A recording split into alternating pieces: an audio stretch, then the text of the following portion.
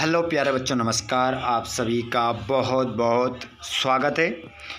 वार्षिक परीक्षा 2025 higher secondary मतलब कक्षा 12वीं मुख्य परीक्षा वार्षिक परीक्षा जो एमपी बोर्ड के सभी विद्यार्थी अपना पेपर देने वाले हैं। बच्चों, आप सभी को पता ही होगा, आप कैसे भूल सकते हैं पहले पेपर को जो आपका 25 फरवरी को है। पेपर स्टार्ट होने वाले हैं, आपको पता है 25 फरवरी का पेपर हिंदी का पेपर आपका पहला है। तो हिंदी का पेपर इतना ज़बरदस्त हमारा जाना चाहिए कि अगर कोई से भी पेपर में हमारे कम नंबर आते हैं तो उसकी पूरी कमी हमारी दूर कर देगा कौन? हिंदी का पेपर। तो जी हाँ दोस्तों, तो आप लोगों के लिए यहाँ पर लेकर आ चुके हैं हिंदी के क्वेश्चन पेपर का A to Z सॉल्यूशन। जी हाँ दोस्तों, आपने सही सुना है। ऐसा नहीं है कि मैं आपको ऑब्जेक्टिव के यहाँ पर आंसर बताऊँगा फिर उसके बाद आपको आंसर नहीं बताऊंगा। तो मैं A to Z आप लोगों के लिए सभी प्रश्नों के उत्तर लेकर आ चुका हूँ। तो यहाँ पर हम बिना देर के स्टार्ट करते हैं प्यारे बच्चों पहले क्वेश्चन से। देखिए, क्वेश्चन पेपर में आपको 23 क्वेश्चन मिलेंगे, पेज 8 रहेंगे, 3 घंटे का आपको समय मिलेगा और 80 नंबर का आपका पेपर रहेगा। तो मैं आप लोगों के लिए एक से एक ज़बरदस्त सेट लेकर आने वाला हूँ जिसके माध्यम से आपकी तैयारी बहुत ही शानदार हो जाएगी। तो जुड़ जाइए सभी स्टूडेंट क्लास 12th वाले इस लाइव क्लास में, और जितने भी स्टूडेंट हमारे जुड़ चुके हैं वो सभी एक बार इस क्लास को अपने सभी भाई बहनों तक शेयर ज़रूर कर दे। अपने व्हाट्सएप स्टेटस अपने ग्रुप्स में सभी शेयर कर देंगे, और चैनल को अगर सब्सक्राइब नहीं किया है तो चैनल को ज़रूर सब्सक्राइब करेंगे जिससे आने वाले वीडियो का नोटिफिकेशन आपको मिल जाएगा। चलिए तो देखते हैं हम प्रश्न क्रमांक पहले से फुल सॉल्यूशन के साथ। पहला क्वेश्चन आपकी स्क्रीन पर आ चुका है बच्चों। रिक्त स्थानों की पूर्ति कीजिए। रिक्त स्थानों की पूर्ति कीजिए। 4 पेपर लेकर आने वाला हूँ 4 सेट में, ठीक है। अभी सेट आपके पास सबसे पहले यहाँ पर आ चुका है सी सेट, उसके बाद में आपके पास और भी सेट आएंगे। प्रातः नभ नीले जैसा था, तो यहाँ पर खालिस्तान में क्या आएगा? जल या शंख। तो आपका करेक्ट आंसर यहाँ पर बच्चों क्या होगा? जितने भी विद्यार्थी इस लाइव क्लास में जुड़ रहे हैं आप सभी कमेंट बॉक्स में अपना सही उत्तर ज़रूर बताएं। जो बच्चे हमारे लाइव क्लास में नहीं जुड़ पाते हैं वे कमेंट बॉक्स में अपना आंसर बताएंगे ताकि आपको सभी आंसर अच्छे से याद हो सके। तो प्रात नभ नीले जैसा था, तो आंसर हो जाएगा शंख जैसा। तीतरबाज युवक कहता था वे पाकर भीतर गया, तो आंसर हो जाएगा निमंत्रण पाकर। निमंत्रण मतलब बुलाया, बुलाना है ना, निमंत्रण। मौका नहीं होगा क्योंकि मौका देखकर नहीं गया था, निमंत्रण पाकर, ऐसा उसने पंचायत में बताया था। और ये जो क्वेश्चन है वो किस पार्ट से है आप सभी मुझे कमेंट बॉक्स में बताएंगे। अब देखिए, हर कोई के बस की बात नहीं है, हर कोई इसका आंसर नहीं दे सकता। जो विद्यार्थी पढ़ रहे हैं वही इसका आंसर देंगे। किशनदा ने यशोधर को रुपए उधार दिए थे। जो यशोधर बाबू थे उनको किशनदा ने कितने रुपए उधार दिए थे? प्यारे बच्चों, आपके दिमाग में एक क्वेश्चन चल रहा होगा 30 रुपये। 30 आंसर इसका गलत हो जाएगा क्योंकि 30 रुपये तो उन्होंने चाय नाश्ता करने के लिए उनके जो साथी थे उनको दिए थे, तो 30 नहीं होगा, 50 रुपये आपका राइट आंसर होगा। बहुत सारे बच्चे सोच रहे होंगे 30 होगा, 30 नहीं होगा मेरे भाई। अगर आपने आंसर लगा दिया 30 तो आपका एक नंबर यहाँ से कट हो जाएगा, 50 आपका सही आंसर होगा। संपादकी को आवाज़ माना जाता है। देखिए, संपादकी को आवाज़ माना जाता है तो आंसर हो जाएगा अखबार की। संपादकी को जो आवाज़ माना जाता है वो अखबार की आवाज़ माना जाता है। अगला क्वेश्चन, आदिकाल में प्रमुख रूप से का सजीव चित्रण किया गया है। तो प्यारे बच्चों, हम आदिकाल की बात करें तो इसको हम वीर गाथा काल भी कहते हैं।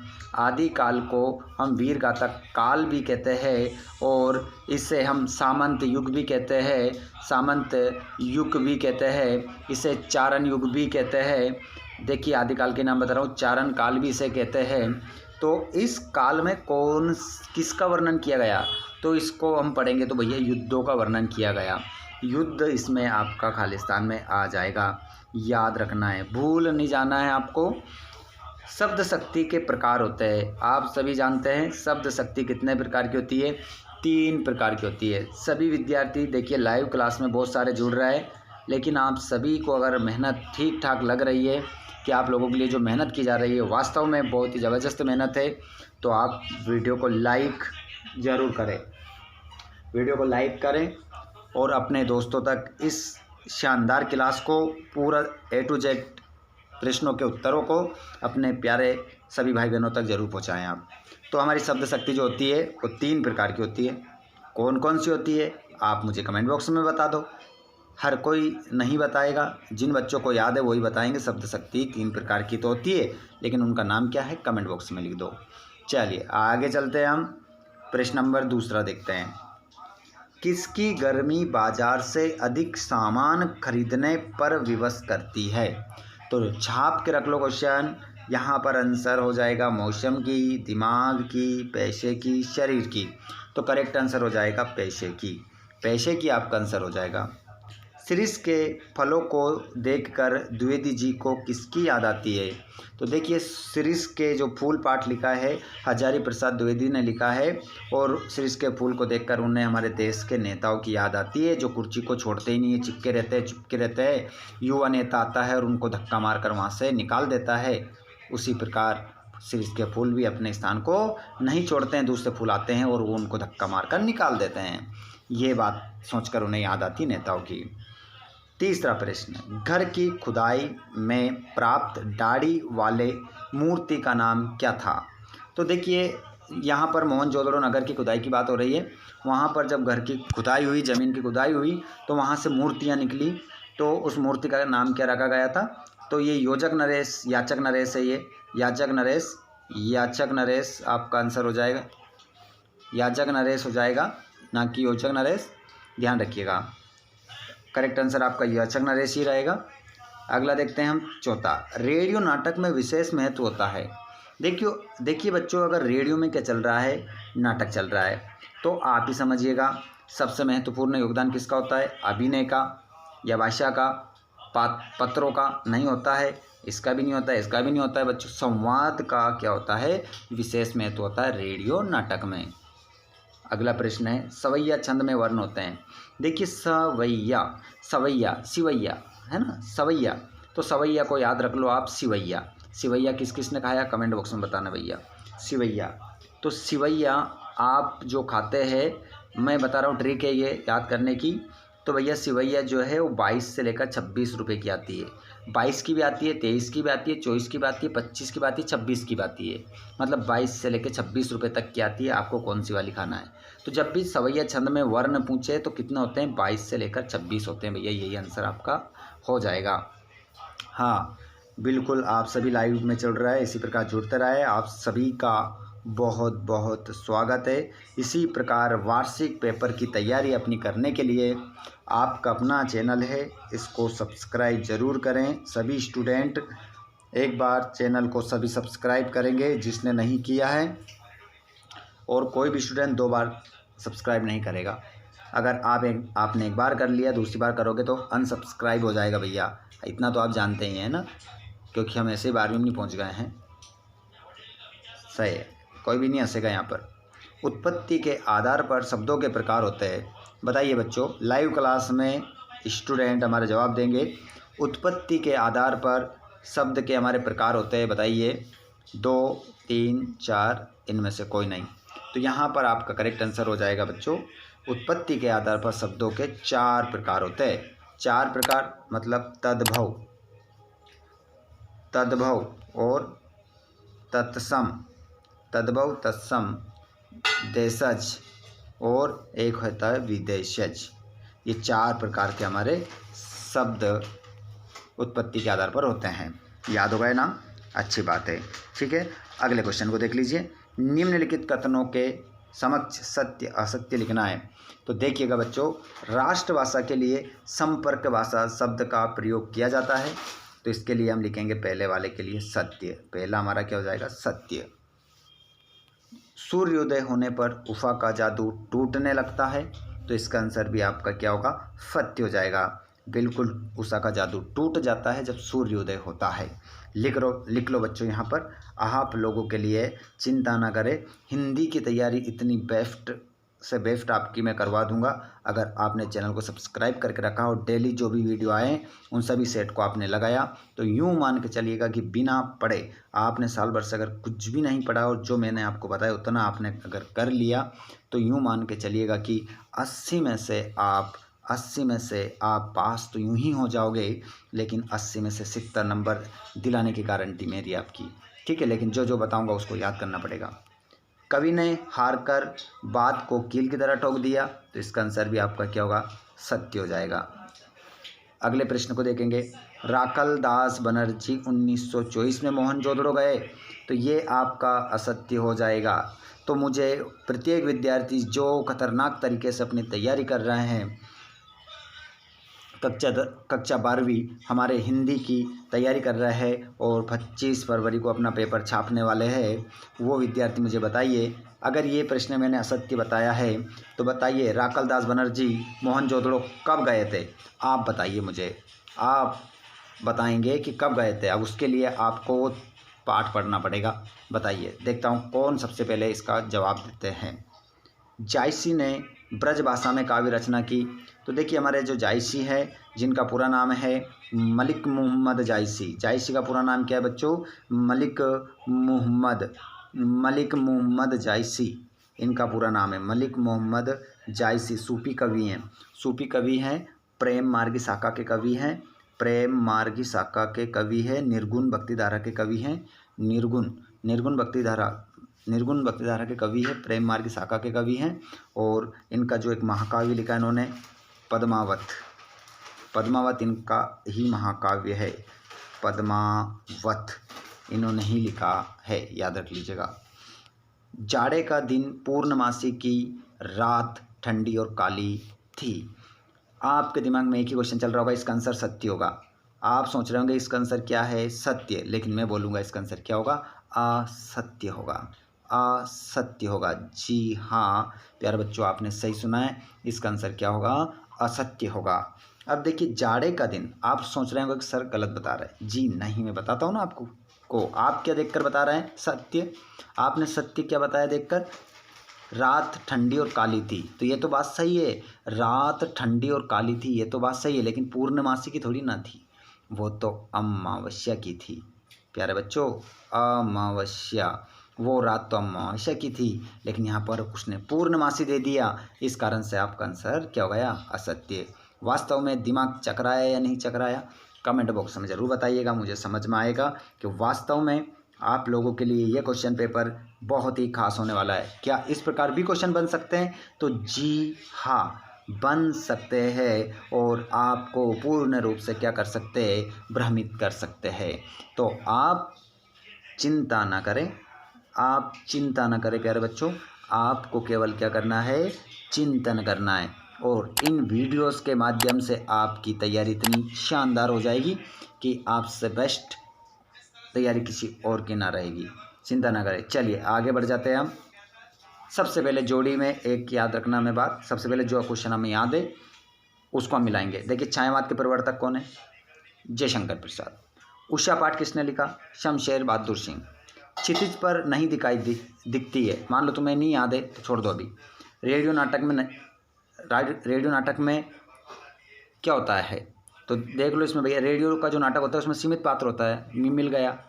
संक्षेपण का मतलब क्या होता है, स्पष्टता, शुद्धता, पूर्णता। आषाढ़ का एक दिन क्या है, नाटक। और आकाशदीप क्या है, कहानी। बचा क्या है, क्षितिज पर नहीं दिखती बादल की रेख। इस प्रकार से आप अपनी जोड़ी को मिलाएं और पूरे में से पूरे नंबर आप ले सकते हैं। आगे चलते हैं हम 5वें प्रश्न की ओर, जिसमें आपसे कह रहा है एक शब्द एक वाक्य में उत्तर देना है। खड़ी बोली हिंदी गद्य का प्रारंभ किस काल में हुआ, तो खड़ी बोली हिंदी गद्य का प्रारंभ किस काल में हुआ, तो इसका आंसर देखेंगे आप। तो यहाँ पर आप देखेंगे कि इसका आंसर आप क्या लगा देंगे, पहले वाले का आंसर भारतेंदु युग आप आंसर लगा देंगे। भारतेंदु युग आपका आंसर हो जाएगा। घटना स्तर से किसी खबर के सीधे प्रसारण को क्या कहते हैं? तो बच्चों इसको कहते हैं लाइव। लाइव आपका आंसर हो जाएगा। अगले क्वेश्चन को देखेंगे। जो कभी बूढ़ा ना हो उसे क्या कहते हैं? तो बच्चों जो कभी बूढ़ा ना हो उसे क्या कहते हैं? अजर। अजर आपका आंसर होगा। हाथी को हाँकने का लोहे का हुक क्या कहलाता है? तो उसे हम बोलते हैं बच्चों अंकुश। अंकुश आपका आंसर हो जाएगा। अंकुश आपका करेक्ट आंसर होगा। अगला क्वेश्चन, सूर्य शब्द का तद्भव रूप क्या होगा? सूर्य शब्द का तद्भव रूप क्या होगा? तो यहाँ पर बच्चों इसका तद्भव रूप की बात करें तो सूरज आपका आंसर होगा। सूरज लिखेंगे आप। और रसात्मकम वाक्यम काव्यम परिभाषा किसकी है? तो आपका आंसर इसमें हो जाएगा विश्वनाथ। आचार्य विश्वनाथ आपका इसमें आंसर होगा। अगले क्वेश्चन को देखेंगे। अखबार की आवाज़ किसे कहते हैं? तो संपादकी। संपादकी की आवाज़ को अखबार की आवाज़ कहा जाता है। चलिए बच्चों, अब यहाँ पर हम क्वेश्चन जो हमारे छठा है इनमें से सभी के आंसर हम देखेंगे। क्वेश्चन देख लीजिए।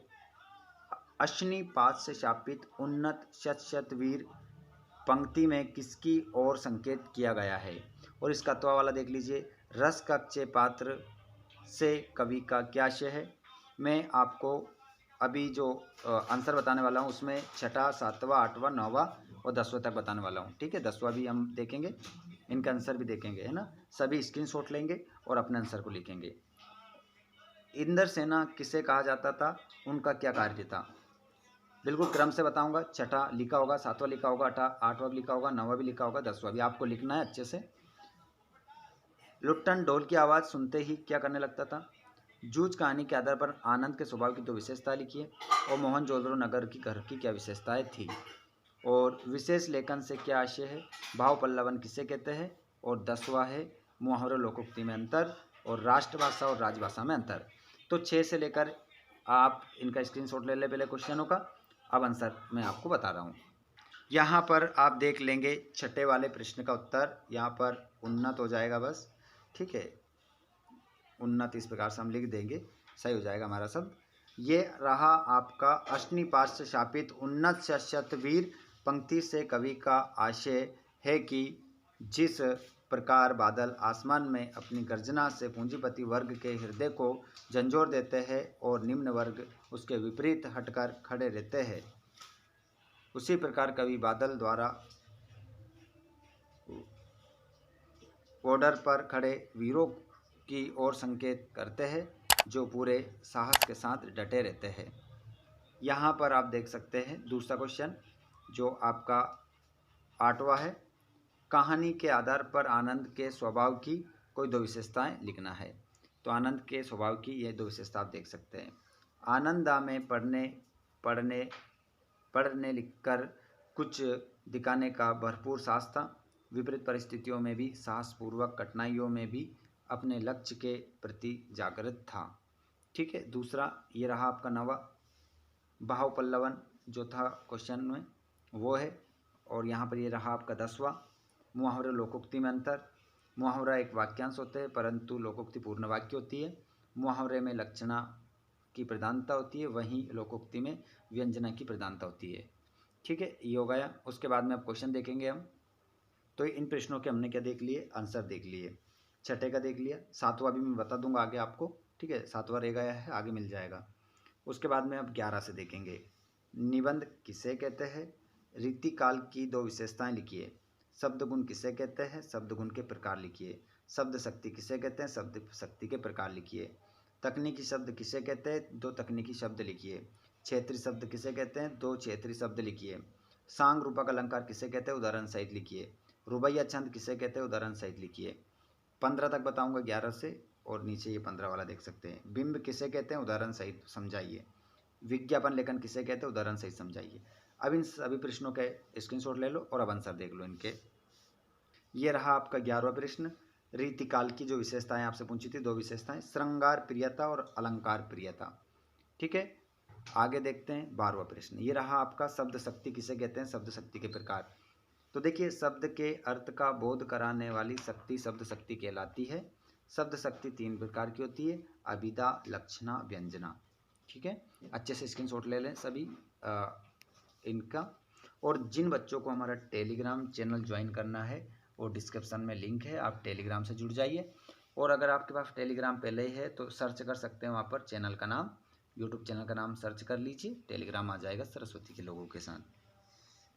तकनीकी शब्द किसे कहते हैं, प्रश्न नंबर 13 में पूछ रहा है तकनीकी शब्द किसे कहते हैं। तो तकनीकी वे शब्द अंग्रेजी के टेक्निकल शब्द से हिंदी अनुवाद के रूप में प्रयोग किया गया है। पूरा आंसर लिखा है यहाँ पर और तकनीकी शब्द यहाँ पर लिखे हैं। आगे चलते हैं हम, प्रश्न नंबर 14, सांग रूपक अलंकार। जहाँ किसी उपमेय के अंगों पर उपमान के अंगों का आरोप होता है वहाँ सांग रूपक अलंकार होता है। यह रूपक अलंकार का ही एक रूप माना गया है। उदाहरण आपके सामने लिखा है। ठीक है, अच्छे से याद कर लीजिएगा। 15वां प्रश्न हमारे स्क्रीन पर आ गया है। 15 प्रश्न क्रमांक, उसका उत्तर, विज्ञापन किसे कहते हैं। ठीक है, तो यहाँ पर आप देखेंगे कि विज्ञापन का अर्थ है किसी वस्तु का ज्ञापन, प्रचार करना। जब किसी वस्तु के गुणों एवं उसकी सभी आवश्यकताओं का प्रसार किया जाए वह विज्ञापन कहलाता है। विज्ञापन के लिए लिखा गया लेख विज्ञापन लेखन कहलाता है। उसके बाद में 16 से अब हम क्वेश्चन देखेंगे, उसके बाद में ये देखेंगे। क्वेश्चन नंबर 16 में भाव विस्तार करना है हमें। जन्मभूमि स्वर्ग से महान है और चिड़िया के घोंसले के बारे में भाई बहन के बीच बातचीत मतलब संवाद लिखना है। यहाँ पर 3 नंबर के प्रश्न आएंगे। अब 16 से आपके 3 नंबर के 4 नंबर के स्टार्ट होंगे। तो 16वां, 17वां, 18वां, धर्मवीर भारती और आचार्य प्रसाद द्विवेदी के बीच में क्या लिखना है, दोनों में से एक का लिखना है। साहित्यिक परिचय निम्न बिंदुओं के आधार पर। 2 रचनाएं, भाषा शैली, साहित्य में स्थान। और तुलसीदास और सूर्यकांत त्रिपाठी निराला में से दोनों में से एक का लिखना है। 2 रचनाएं, भावपक्ष, साहित्य में स्थान। आइए तो हम देख लेते हैं। और ये क्वेश्चन नंबर, इसमें हमें अपठित गद्यांश से इसका आंसर भी मैं बता दूंगा। जैसे कि ये आप देख लीजिए, तो अभी आंसर भी लिखा हुआ हम देख ही लेंगे। ये 5 प्रश्न इसमें। सरल का विलोम तो कठिन हो ही जाएगा, आप जानते हैं सरल का विलोम कठिन। तो मनुष्य का जीवन कैसा हो जाता है, इसमें से पढ़कर आंसर देना है, पर मैं लिखे हुए बता दूंगा आपको। ठीक है, 19 तक हम देख लीजिए, देख लेते हैं, फिर 20 का हम देखेंगे। यहाँ पर देख सकते हैं प्रश्न नंबर 16 का आंसर, चिड़िया के घोंसले पर भाई बहन का संवाद।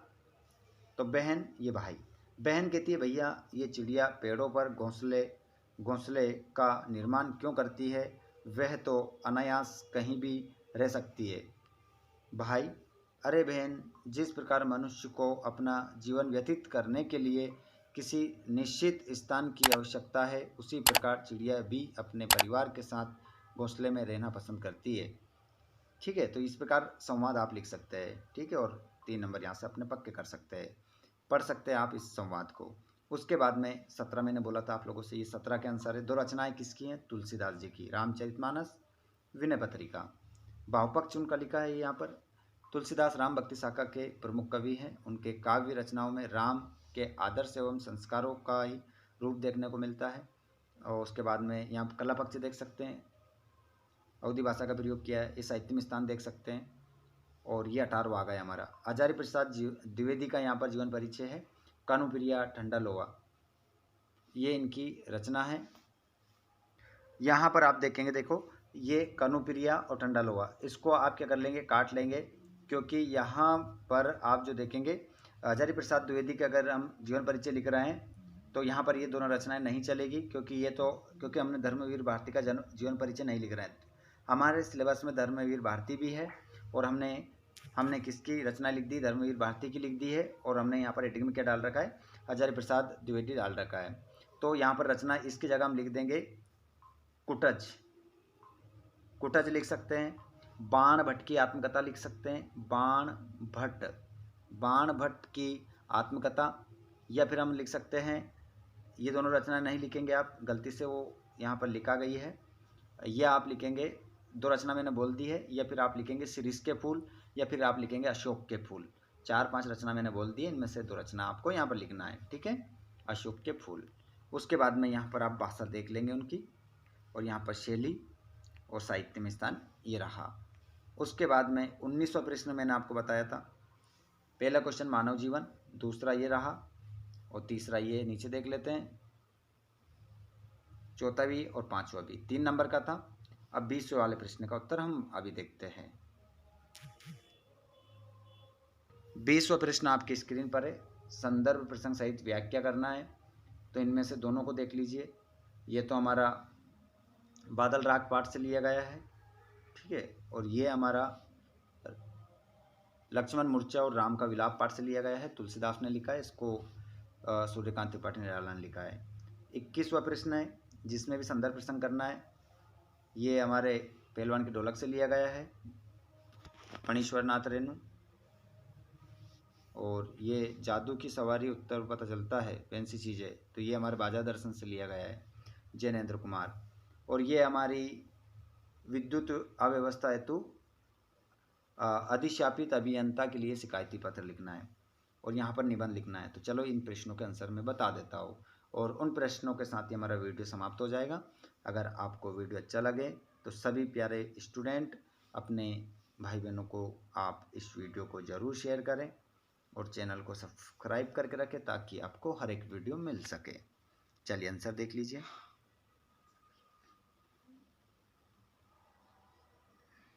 देखिए बच्चों, ये रहा आपका प्रश्न नंबर 20 का आंसर। कौन से वाले का? तव प्रताप उर्फ पवन कुमार, इसका संकेत बना हुआ है यहाँ। संकेत बनाना है पहले आपको अच्छे से। पहले के 3 शब्द ले लिए, पीछे के 2 शब्द ले लिए, संकेत बन गया। संदर्भ ये लिखा है, प्रस्तुत पद्यांश हमारी पाठ्य पुस्तक आरो बागदो के पद्य खंड के राम लक्ष्मण मूर्छा और राम का विलाप पाठ से लिया गया है। इसके कवि तुलसीदास जी हैं। यहाँ पर आपका प्रसंग रहा, यहाँ पर आपका भावार्थ रहा, देख सकते हैं आप, और नीचे काव्य सौंदर्य भी लिख दिया, काव्य सौंदर्य भी आपको लिखना है। उसके बाद में 21वें वाले प्रश्न, एक बार वे दंगल, दंगल मतलब वो पहलवान की ढोलक वाला पाठ, तो यहाँ पर लिख दिया प्रस्तुत पद्यांश गद्यांश हमारी पाठ्य पुस्तक आरो भाग 2 के पाठ पहलवान की ढोलक से संकलित है, इसके लेखक फणीश्वर नाथ रेणु हैं। प्रसंग देख सकते हैं, और ये हमारा व्याख्या, आप स्क्रीनशॉट ले लेना या पढ़ सकते हैं, कोई दिक्कत नहीं है। अभी भी हमारा वीडियो 30 मिनट का लगभग हो जाएगा, तो अगर आपको पूरा पढ़ के बताऊंगा तो आधे घंटे 1 घंटे की क्लास, आधे घंटे की क्लास 1 घंटे में बदल जाएगी। ये रहा प्रश्न क्रमांक 22 जिसमें एप्लीकेशन लिखना है। तो इस एप्लीकेशन को हम कैसे लिखेंगे यहाँ पर देख सकते हैं आप। श्रीमान प्रति श्रीमान अभिशासित अभियंता महोदय, ब्यावरा राजगढ़ मध्य प्रदेश, अनियमित विद्युत व्यवस्था हेतु आवेदन पत्र, और इस प्रकार से लिखकर आप पूरे में पूरे नंबर लेकर आ सकते हैं। उसके बाद में निबंध देख सकते हैं, यहाँ पर्यावरण की समस्या पर निबंध देख सकते हैं आप। तो ये रहा आपका निबंध। पहले आपको रूपरेखा बनाना है, प्रस्तावना, प्रदूषण के प्रकार, प्रदूषण से होने वाली समस्या, प्रदूषण से होने वाली समस्या का समाधान, उपसंहार। उसके बाद में ये पूरा निबंध आपको स्क्रीनशॉट ले लेना है अगर आपको याद नहीं है तो। देख सकते हैं पूरा निबंध। ये क्लास हमारी समाप्त होने वाली है। आप सभी जितने भी ऐसे विद्यार्थी है, जो 7वां प्रश्न छूट रहा था उसका आंसर ये रहा, ठीक है। बच्चों की एक मंडली जो नंग धड़ंग मेंढक की तरह उछल कूद करती थी, उसका ये आंसर रहा आपका, ठीक है। तो ये आपका पूरा हो चुका है। वीडियो अधिक से अधिक बच्चों तक पहुंचना चाहिए, ये आप सभी की जिम्मेदारी है। अगर आपको हमारी मेहनत पसंद आ रही है तो वीडियो को लाइक तो करें ही सभी, साथ में चैनल को सब्सक्राइब करके रखें ताकि आपको आने वाले वीडियो का नोटिफिकेशन मिल सके। धन्यवाद बच्चों, थैंक्स फॉर वाचिंग। जय हिंद, वंदे मातरम। पढ़ते रहें, अच्छे से अपनी तैयारी करते रहें।